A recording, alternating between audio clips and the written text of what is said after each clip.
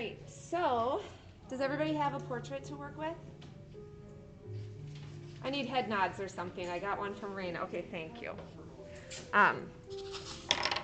All right, so here are all of my colors in a bit of a disarray. Here is my portrait that I'm gonna use for practice on skin tones. Now I see my portrait is landscape orientation, so that's why I'm gonna like obviously choose that direction for creating this. I'm looking to see, does it seem like I'm short on colors, or does this look about like what you guys have? How many colors do you have? Yeah, you have 2 trays, and I have 2 trays. They were in the, I'm just not sure if they're all in here. But I can work with what I have because, you know, just that's kind of the options that you get in life sometimes is what do you have. But notice how I'm going to take a minute and identify colors that I see in my portrait, and then kind of organize my chalk. Notice I'm taking my black and moving it all the way to the side because I will not be using that until the very end, because that's just kind of the rule. I should also mention something about chalk pastel as you're setting yourselves up. You're going to notice your chalk pastel will get kind of an outer, they'll pick up the other pigments of the other colors. So it's like it works out nicely to have like a scratch piece of paper or a paper towel beside you so that you could, let's say, like see how my white is super like green right now, and I don't want to bring green into my portrait. You'll have to do a little cleaning off, and so that's what I use, a scratch piece of paper or a paper towel to do that. Keep it from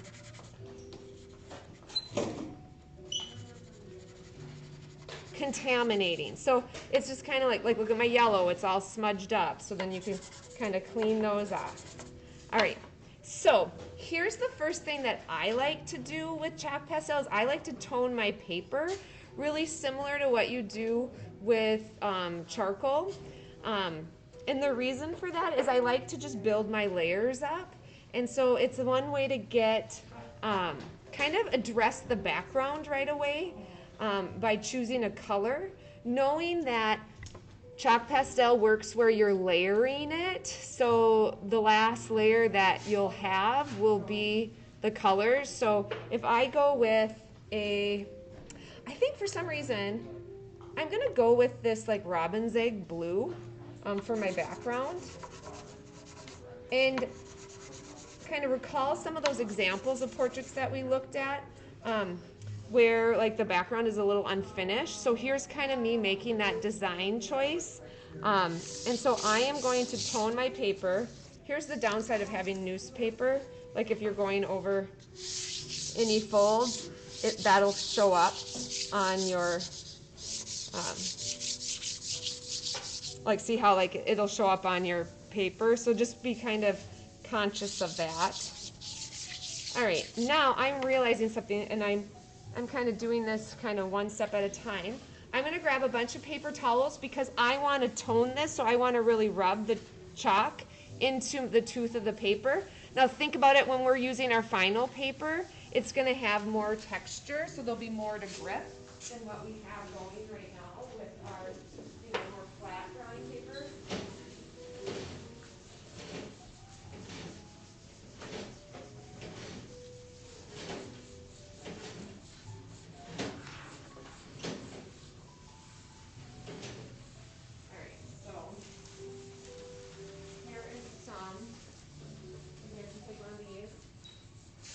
Now you don't have to do it this way, I'm just kind of suggesting it as an approach. You can just start drawing on your paper without doing like a toning to it. Totally up to you. I just find it works nice because it, gives me that color in the background. Because I am not going to go to the full edges. And when you get your final paper, you're going to leave some negative space around your drawing. That allows you to frame it, like mat it and frame it without your whole composition going up to the edges. So just out of practice, kind of leave some of that breathing room around the edge of your paper. All right. Now, for my person, it's real up close, and I'm trying to decide what colors do I see in this portrait. I definitely see this magenta and this lighter pink. I see violet. I see dark brown. I see these two versions of brown. I see these like kind of a peach and then a little ochre yellow. And probably I'm going to use that darkest blue. Everybody should have this dark blue. That's going to really help me develop those values. So I think what I'm going to do is I'm going to start with the dark blue and do my sketch, as well as hit up some of those dark values. And that's called, like, this technique is oftentimes called underpainting. So I'm going to like address the dark values, and then I'm going to go ahead and, well, actually I think what I'm going to do before I do that, I'm going to pick kind of a mid-tone, and I'm thinking, let me see. Another thing that's nice about having a scrap piece of paper is you can kind of see like what does that color look like, so you can practice blending. I'm going to actually start by doing a second layer of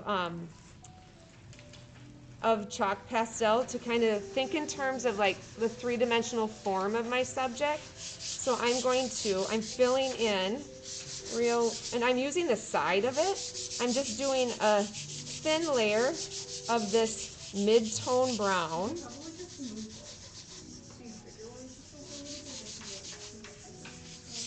All right, so I'm just doing that. And then again, I could take my paper towel and just really kind of work that in as like a second layer. Are you guys noticing how you start to accumulate loose chalk? And that's where you can do kind of a, tap it on the side. I mean, it would be nice if we had all the room in the world, but I know we have to share our space with one another. So I just thought about the overall form of her whole entire face to kind of designate where I'm putting that. I'm also going to include her ears, kind of get those marked in as well. My composition here is so basic, it reminds me a lot of the chalk pastel, no, not chalk pastel, the charcoal drawing, so real up close. So an added element of complexity to your final design will be I don't know what happened to my recording, will be the human figure, so including all the details. All right.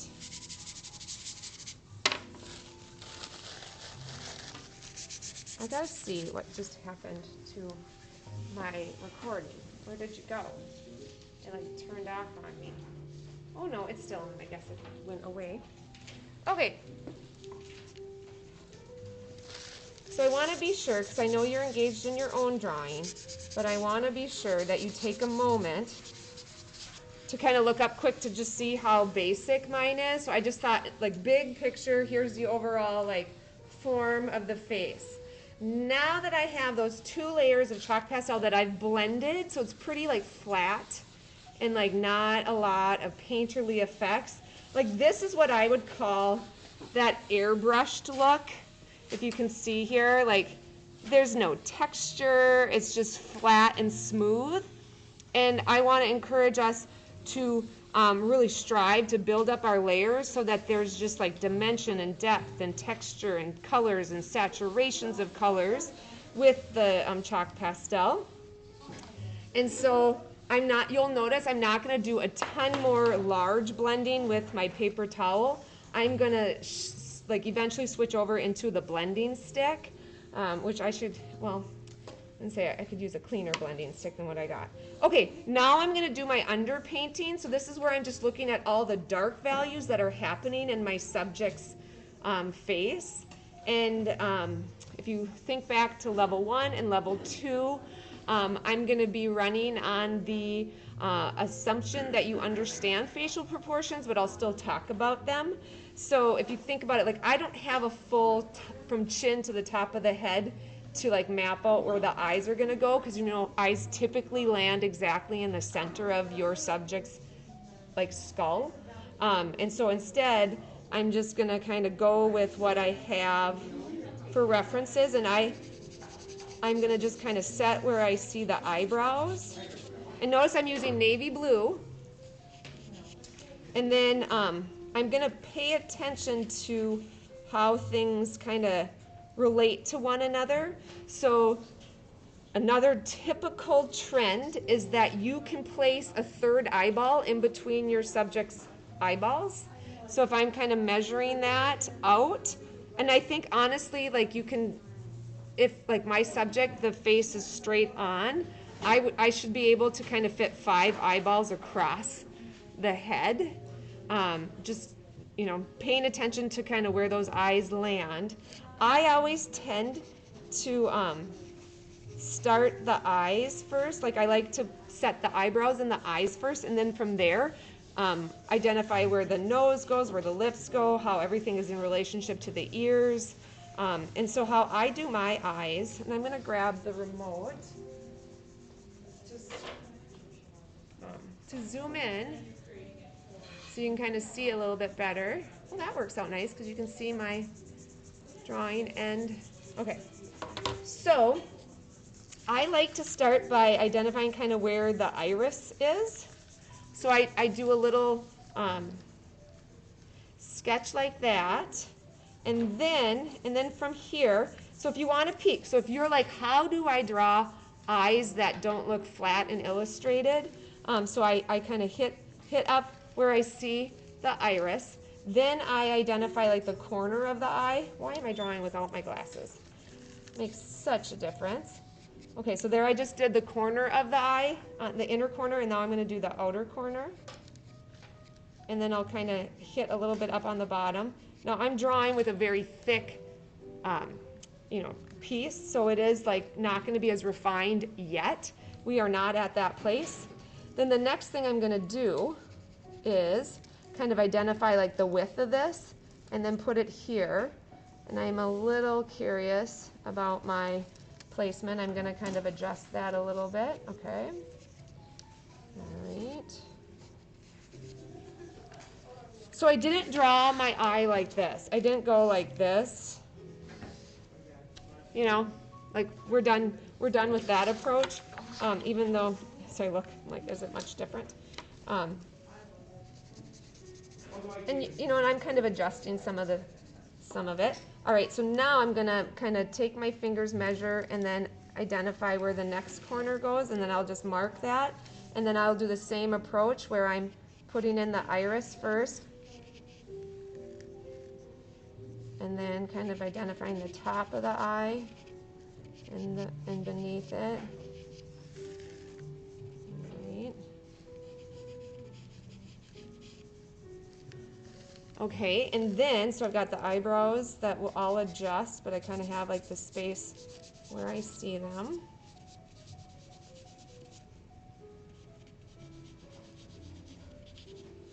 Okay, and now I'm just looking at my picture and I'm kind of figuring out, okay, where is the edge of the nostril? If I were to draw a line straight up, it would be in the corner of the eye. So I'm just kind of marking that. I'm going to move my portrait up a little bit higher so you can see that.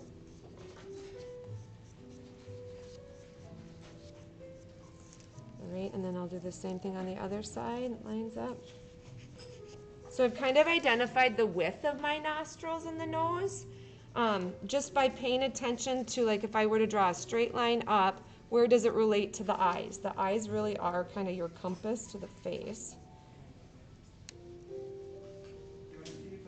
All right, and then I'm going to kind of figure out the length of the nose. like a heads up reminder, people have a tendency to make the nose longer than it actually is. So kind of pay attention if, you know, to see if that's happening with you. And so I like to really kind of envision where everything, all right, so like I'm thinking here, like, and I mean, pretty,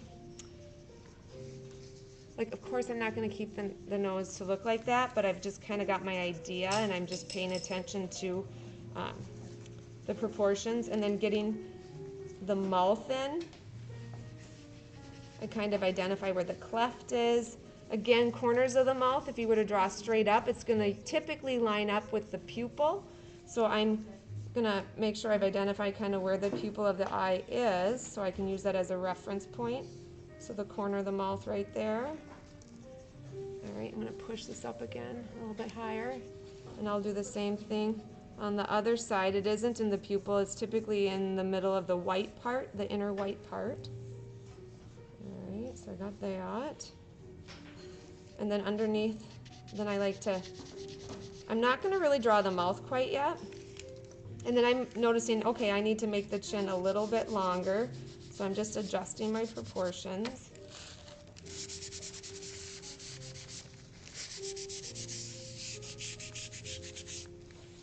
Okay, all right.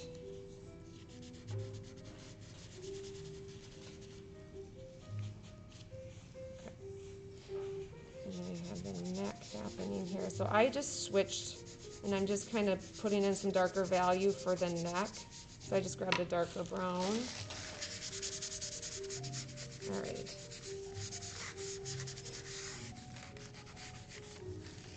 And then on occasion do a little tap to get that excess color off. So here's what I have so far. I mean, it doesn't look very three-dimensional. It's super illustrated at this point, but I needed to kind of map out the face so that I have my proportions accurate. And now I'm gonna go ahead and I'm going to kind of spend some time thinking about those darker values. And I'm almost questioning if instead of the dark blue, do I wanna do purple for my underpainting? I think I am. I'm feeling like I want to do like the violet. Okay, so here comes, I'm going to just pay attention to where do I see the darkest values, and that's where I'm going to start building up that those parts. So I'm just putting in where I see those darkest shadows. I see it under the eye. It's definitely down here on the edge of the face. Now I like to do most of my blending with like chalk pastel to chalk pastel, without doing a ton of the blending stick, but it's not like you can't. So I'm just going for all the dark values that I see. It's a little on the dramatic side, because then I'm going to put other colors on top. And kind of hit that brow bone up a little bit more. Got to get the dark value in the ear, which I'm noticing her ear needs to be bigger. Get that going. I mean, definitely the hair is darker. It's much lighter on this side.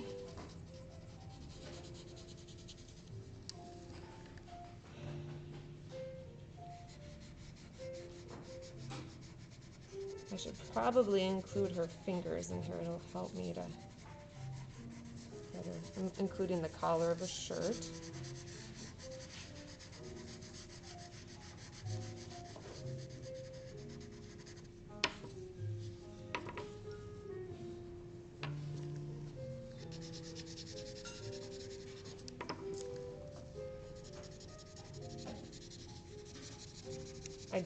I did grab my blending stick, FYI, just to continue kind of working the value,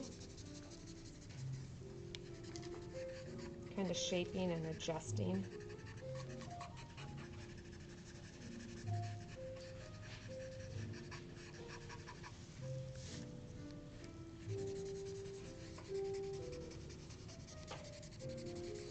Once I get this all settled, then it's like fun because I'm gonna pull up like oranges and pinks and really get those on the page.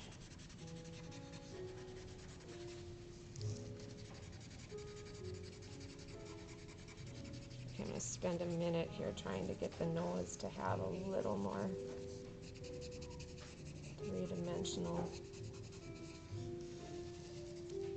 A friendly reminder, you should be looking at what you're drawing more than your actual drawing. Hello.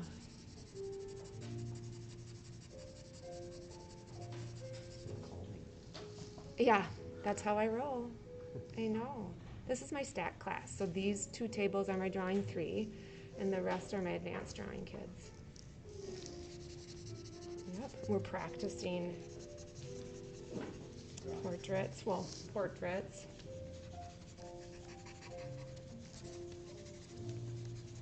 All right. Are you guys, does everybody have a blending stick? Good, I see Raina has one.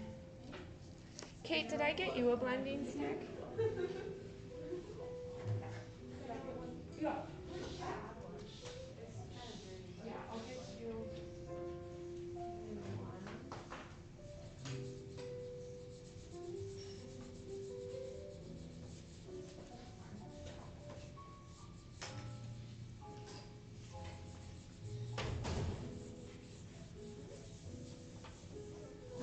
There's a new one. Like, do you want a thinner one?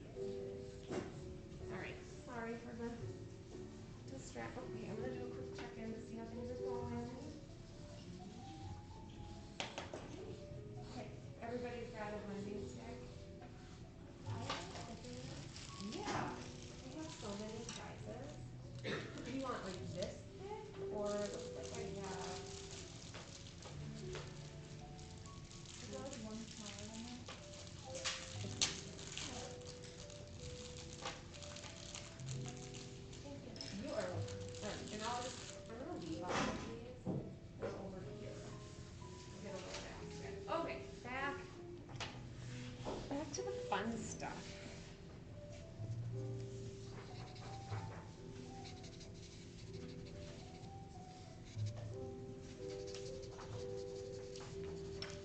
Yeah, it's really interesting now that I'm teaching ceramics, the similar concepts of, you know, we're trying to make something look three-dimensional, and then when you actually have a hunk of clay and you're carving it, there's a similar, oh, there's something similar about it. I have to try to figure out what it is, but I kind of think like a sculptor again, so kind of referencing back to where's the charcoal portraits. Same concept, we just have the added element of color in this. All right.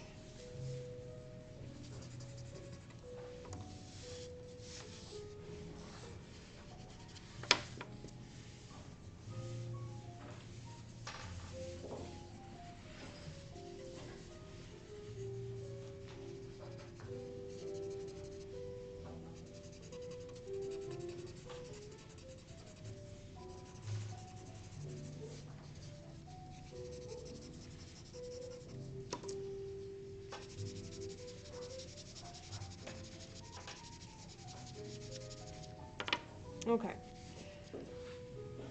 So I am feeling like I should, well, I'm going to put a little more darker value under this eye. Talk to you about creating a mouth. And you may have heard this song and dance, but I'm kind of noticing, oh, I should probably address the mouth a bit. And here's how I do it. Of course, I'm just showing you kind of what I have found to be successful. If you find a different approach successful, by all means. But what I like to do is I like to draw all the area around the mouth, and then the mouth will start to appear, so that I'm not creating like really super duper outlined lips that would look like this. Everybody, we don't want to be creating lips like this, you know. So I'm going to go back to kind of those little corners that I established for proportion on the width of it, and I'm going to address the value around the mouth. And it's like by doing that, it's like all of a sudden the mouth really starts to kind of appear. So I added some value because I see value kind of coming out from underneath the nose, like that cleft area.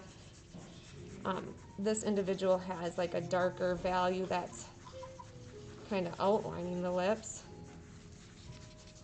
All right, so I need to put more value down.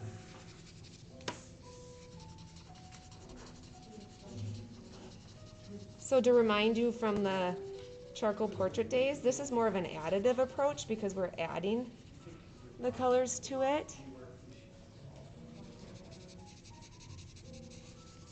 All right, okay, so now I'm gonna kind of hit up some of those darker values in the corner of the like upper lip. So I just put that in there. So I put around the edges, I put the darker value, and then I put some of the darkest shadow on that upper lip down.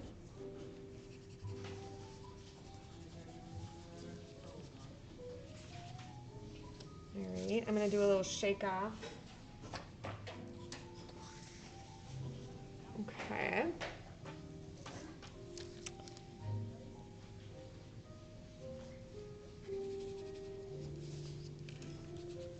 Kind of recognizing that I may have made the lips a little lopsided.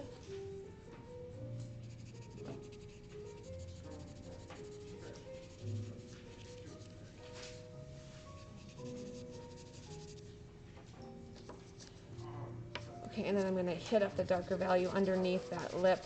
There always tends to be kind of a shadow right underneath that lip. I need to put in the fingers here. Kind of just that mass of fingers that are existing. Okay.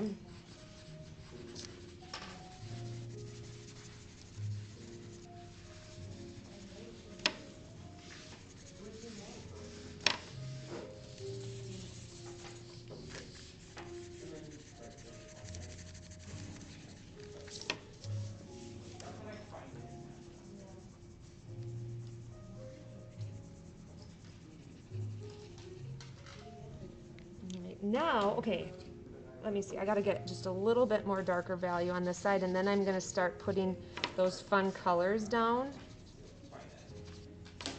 But, oops. That was kind of, let's see if I can kind of blend that out. Then we've got darker value happening here. I'm speeding the process along.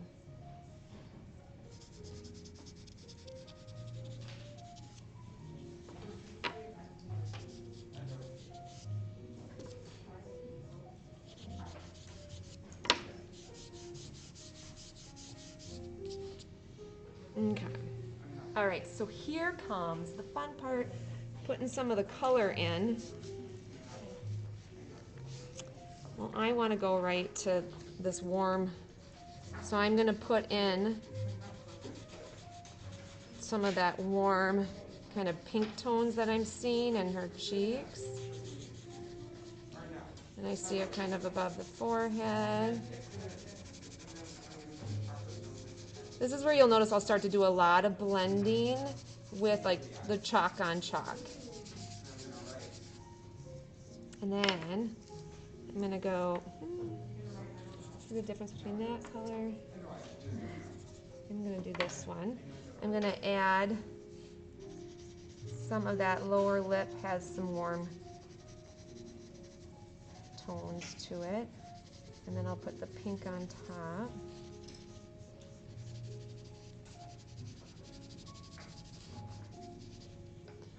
Right, and then mix with a little bit of pink. So here's where I'm mixing like the pink and that red together.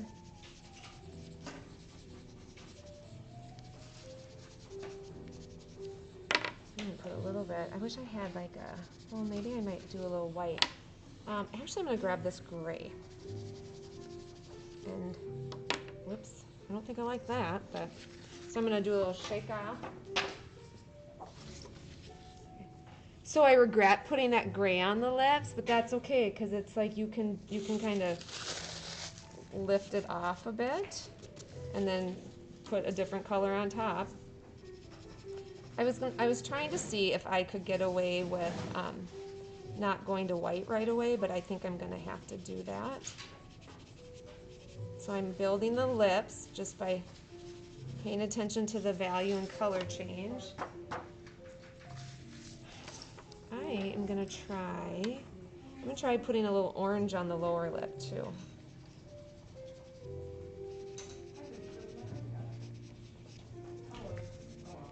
For that highlight, and grabbing that dark navy blue and kind of emphasizing that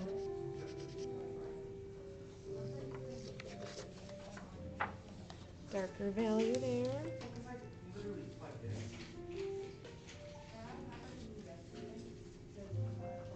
I realized I need to make her eyes a lot bigger. Kind of accidentally close them.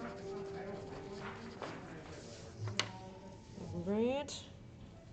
I'm gonna put some darker violet happening here. I'm gonna get my blending stick.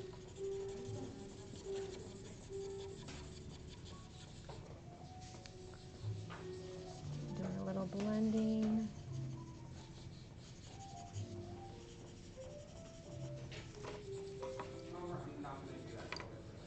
Okay, I know I'm gonna put white. I'm gonna put white on there, but I feel like I want to put maybe more pink.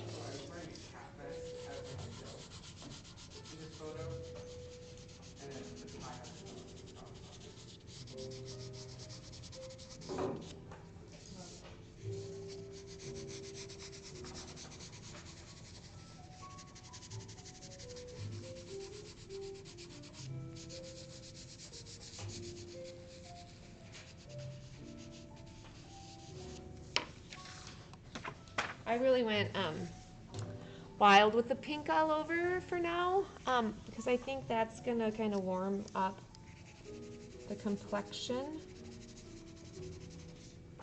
And then I'll just kind of leave, oops, I kind of don't want to put it back there. Because this kind of needs more violet.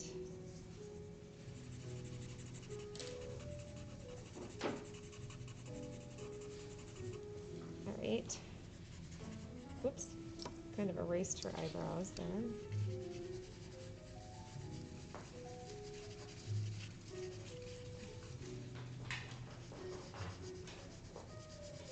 I kind of do a lot of kind of skipping around as I get kind of one area. I maybe put some color down on that.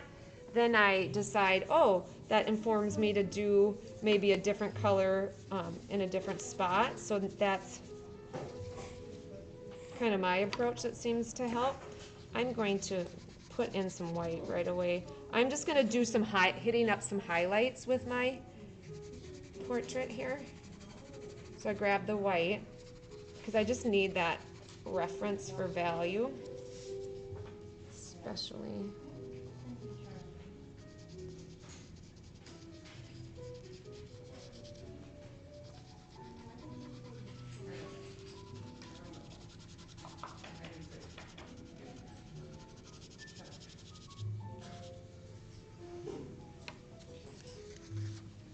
That kind of helped me have some highlights here to give me, I think, enough information to know where I can kind of have fun with colors.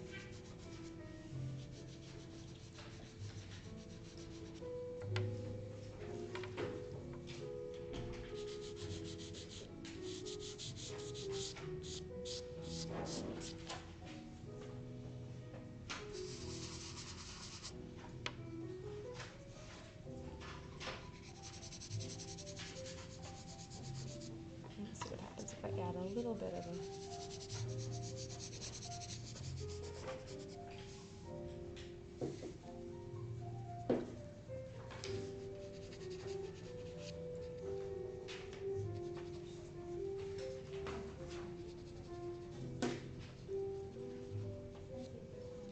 Oops. Okay. I was trying to get my nostrils a little more defined. Oh, absolutely. Of course.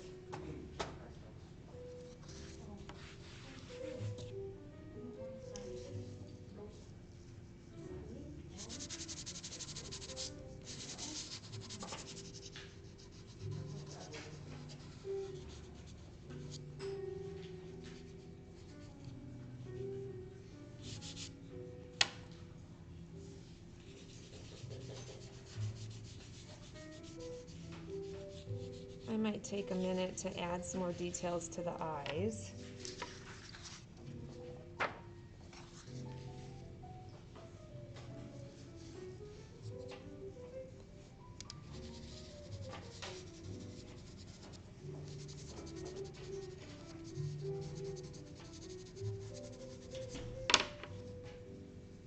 Fingernails.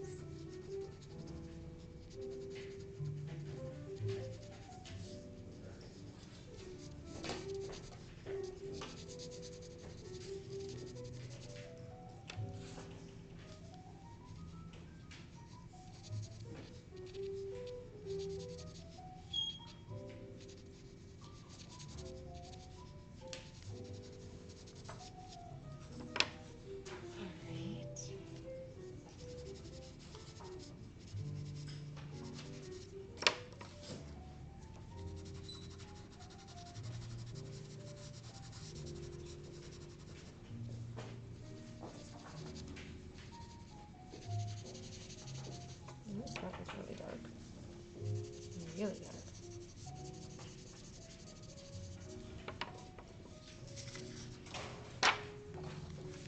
I have managed to make my background very muddy. So I'm gonna, because I'm just not paying attention to the edges, so do as I say, not as I do.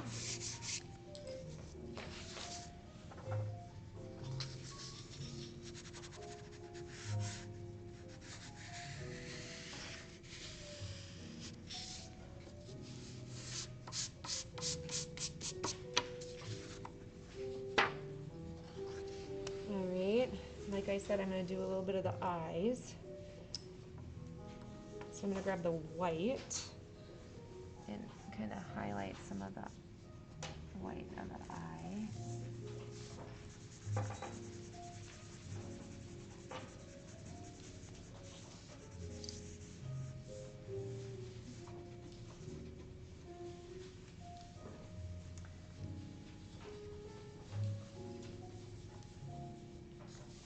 We do have chalk pastel pencils, so we will use those, but I'll bring those out tomorrow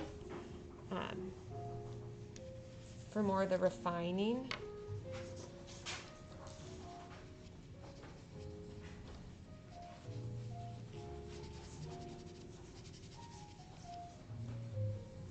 Trying to figure out that nose.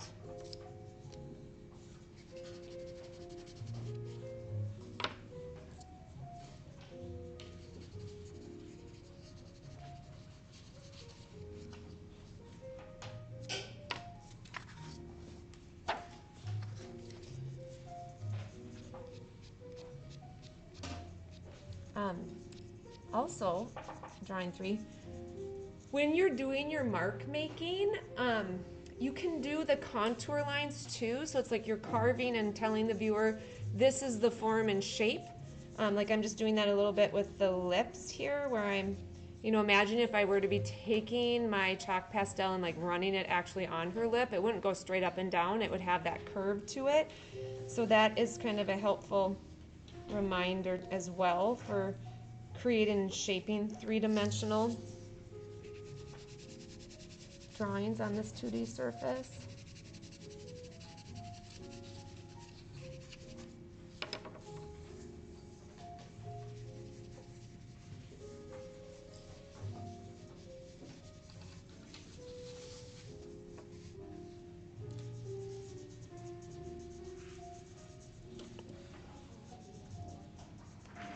I might.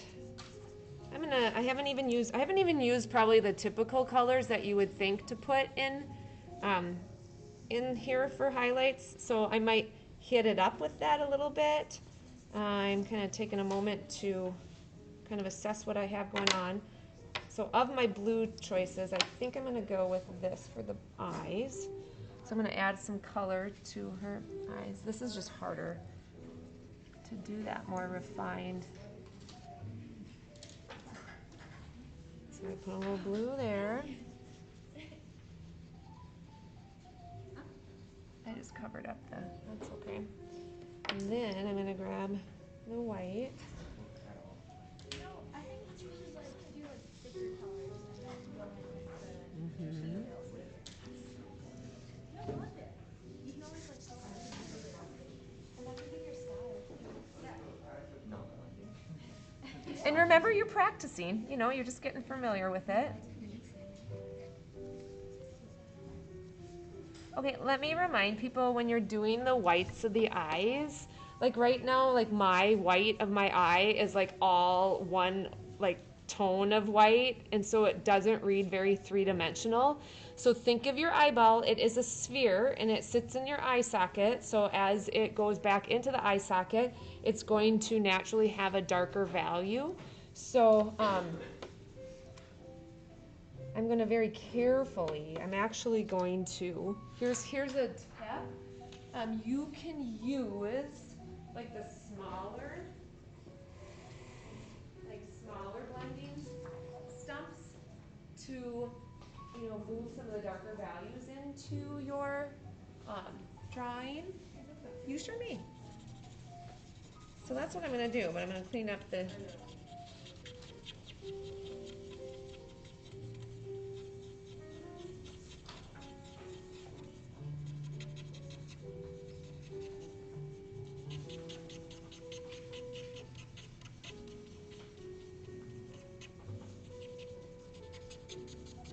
All right.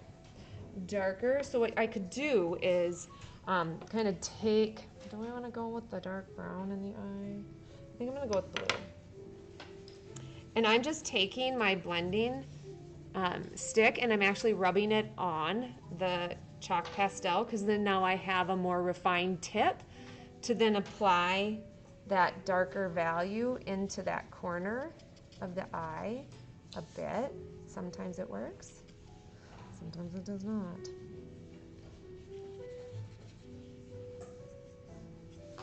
Oh shoot.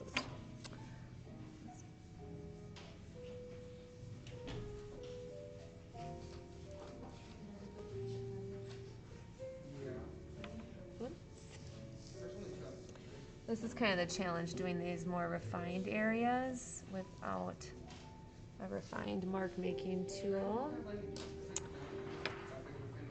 I'm gonna try to.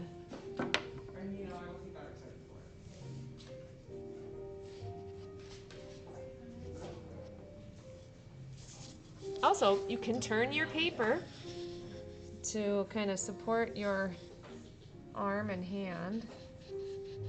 Don't think your drawing has to face you the whole time in a certain way. And let's see what happens. I wonder if we still have them out there. Here's the good news too. When it comes to doing some refined, like white areas, we can use the white contact pencils.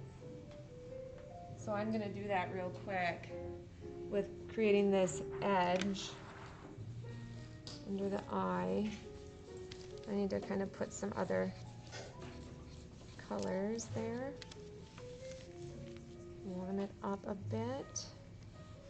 I think I'm gonna put a little orange in there too. I see a little bit of that in there.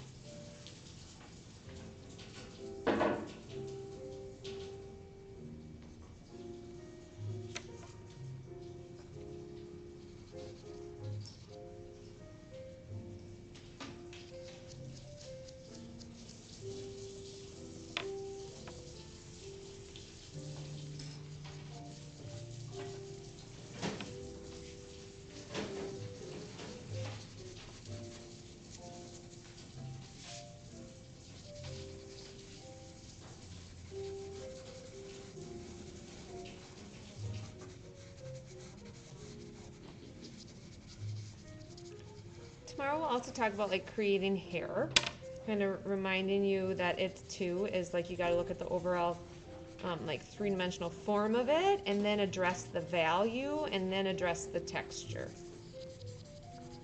It's very similar to what we did with the charcoal.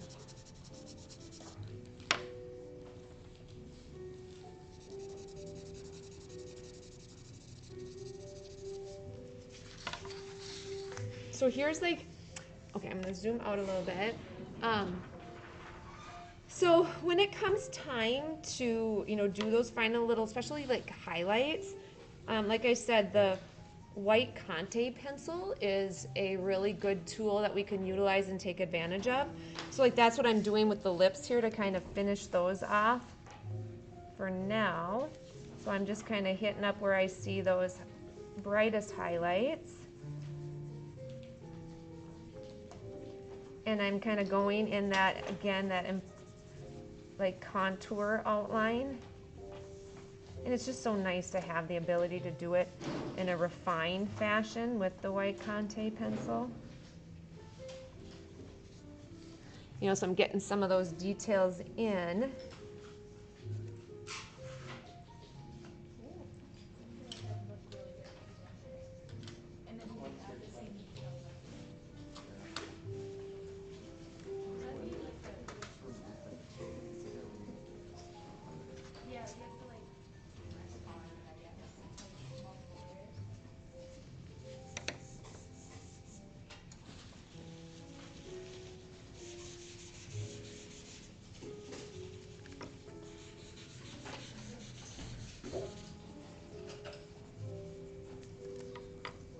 I just about tried to blow on my on my drawing.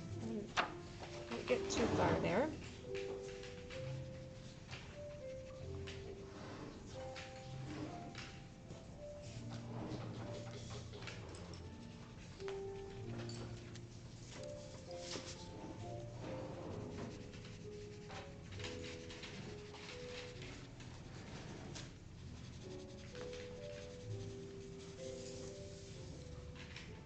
It's a very dramatic value. I need to tone it down.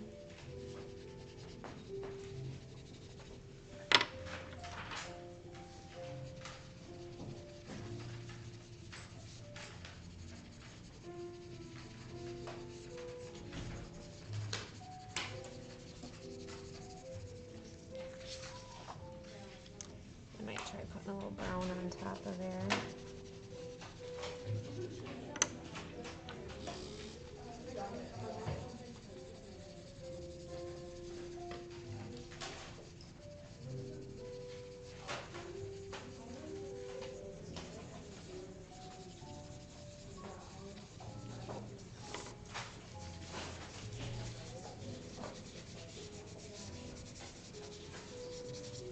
Okay. That's probably where we'll leave off for today.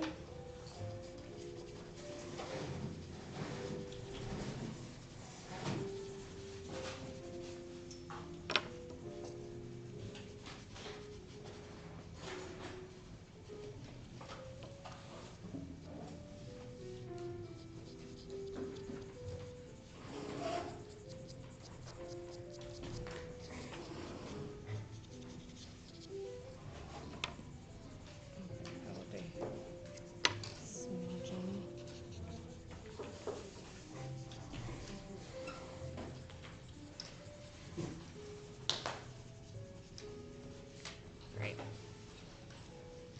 So tomorrow I will bust out the Conte pencil, or not Conte, both Conte pencils and the Pastel pencils, so you'll be able to do a little refinement.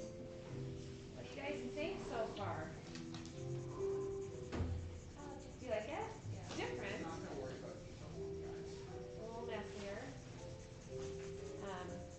You know what?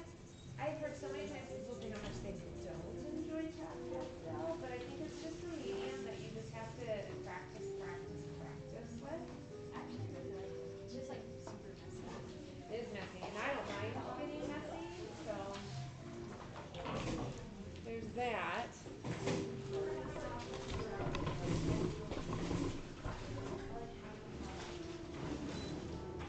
Oh yeah. Don't forget to sign up if you want to come for our time. I can always plug that in for you. Yeah, for you, I think you're like going like super light because you're scared of it. You're like kind of scared to press too hard. The coloring is not Oh yeah, I did like a bunch of them. So maybe just a little bit. less brighter. No, because Yeah, whenever I just have blend a it, look. it just gets lighter and lighter and So lighter. then, like, what you do is More you and like more light. start to blend with the chalk pastels, Okay, and then like and then that leaves some of the pigment on the paper. Versus, like, if you take the blending stick. Can you pull the thingies out? Yes. Versus if you take the blending stick and blend it, that kind of like blends it off the page. okay. So there's binders in the chalk pastel that will stick together, and it's about like layering it up. And if I okay, got it. Yeah, because I Yeah. feel like I was just going in circles. Yeah, I mean, you're Putting headed color in on the and right then direction. It's I like I just just scrape want it to. off. Yeah. Yeah. So you like put it That's down and then you fine. rub it off, and then Yeah. put it down and then rub it off. Yeah. So what you gotta start doing is put it down and then blend it. Blend it and then I mean, and I'm a little more like, I'm pretty expressive with, like, I like to leave some of the unblended, like, raw area, like, just leave it like that. And that's why I'm just encouraging you to, like, try it for practice, but. So I don't have to fully blend it either. I You can don't? kind of do like a half So like if you look at mine, I have lots of unblended spots. Looks like I just. Like I'm not done, but Right. you know, I leave a lot of it on there. Okay. So I don't know. Absolutely, that's why we're working with it. Versus like, I'm trying to drawing. We gotta learn the material if we want to then get to a place where your work is like, you're proud of it. So we're focusing on human form first, that way now you know, purple, and then I think on Thursday is the plan to start your composition, like mapping out your final drawing. And then you can continue to practice a little bit. And then we'll have all of next And week. all of next week to work on your actual drawing. Does that make sense? Yeah. And I'm trying to remember, what are we doing after that? I think we're gonna go like color, black and white, color, black and white. Hey people.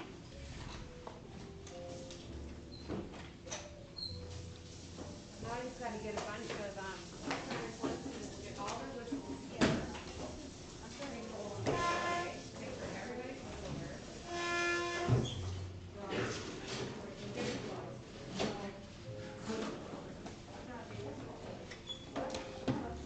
And then you can hang on to your chalk pencil, put them in your drawer so that you have them. And you have them organized the way that you've organized. So have you picked your econ project yet? Are you in econ? Yes. Have you picked your project yet?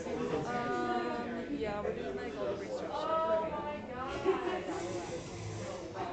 Sometimes I've seen advanced AP kids do a combination of like, you know, like they use like econ topics to be their AP project. Yeah, I've seen that before.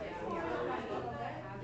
I'm doing like term limits on like senators Okay. and stuff like that. So I don't think You don't feel inspired to draw that? Yeah. Yeah. Okay, no. That'll be an interesting one. I usually always have Portland. This is weird. I always have the fourth or fifth. All right, you guys. Enjoy the rest of your day. See you tomorrow. Have a good Tuesday. Hey, my board looks gorgeous. Thank you. Thank you. Yes. Look at that splash of color. Like I have a stained glass wall. Very Love nice, it. very nice. That's so that demo. That was It was so fun to watch. Oh, Like, really? I mean, you're like the best friend. Well, Mine is terrible. I don't. you gotta keep practicing. Yeah, I don't know. I've never been good at faces. Think you want to do chalk pastel? Yeah. Well,